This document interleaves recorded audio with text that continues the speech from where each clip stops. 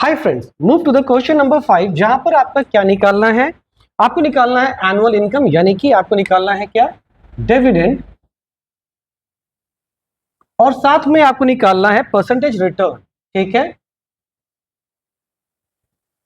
Percentage return ये कितना होगा, इजंट इट। और गिवन क्या दिया गया है हमारे पास, तो गिवन दिया गया है investment, that is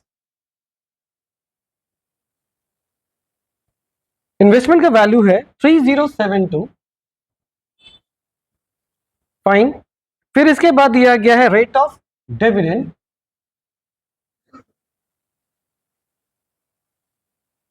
rate of dividend कितना हो गया यहाँ पे 5% पर एनम। तो मैं सिर्फ 5% लिख रहा हूं, पर एनम नहीं लिख रहा मैं यहाँ पे।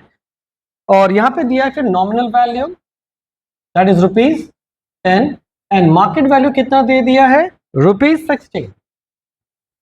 ठीक है, तो सबसे पहले देखिए आपको क्या निकालना है, तो डिविडेंड निकालना है।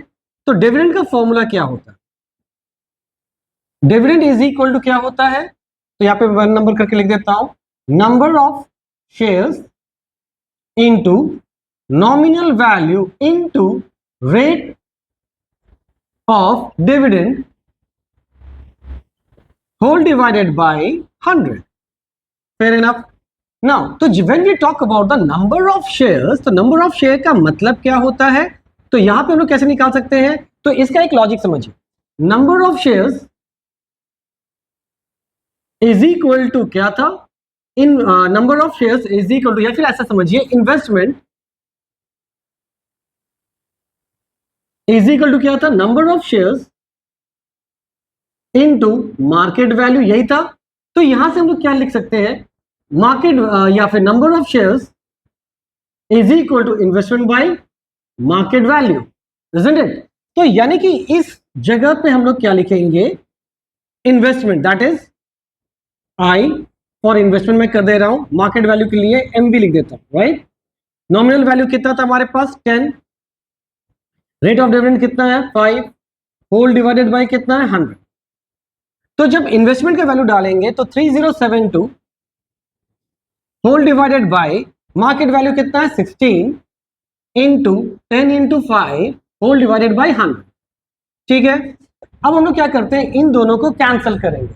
कैंसिल करने के बाद आएगा 192, कितना आ रहा है 192 इंटू 10 इंटू 5 बाय 100, ये और ये कट गया, 5 2 2 से करेंगे तो 2 9 18, ठीक है, 2 9 18 और 6 12, यानी कि रेट ऑफ डिविडेंड, यानी कि डिविडेंड कितना हो गया आपका 96 रुपीज, इजंट इट। अब नेक्स्ट मूव करते हैं पॉइंट नंबर 2 पे।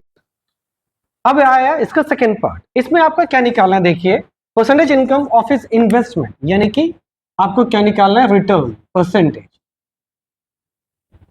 रिटर्न परसेंटेज क्या होता है आपको पता होना चाहिए, it's dividend by investment into 100, right. Dividend कितना है आपके पास 96, इन्वेस्टमेंट कितना है आपके पास 3072 इंटू 100, ठीक है। जब इसको डिवाइड कीजिएगा तो यू विल गेट 0.03125 इंटू 100। तो जब 100 से मल्टीप्लाई कीजिएगा तो it will be 33.125 percentage, right. So this is your all about answer. Thank you.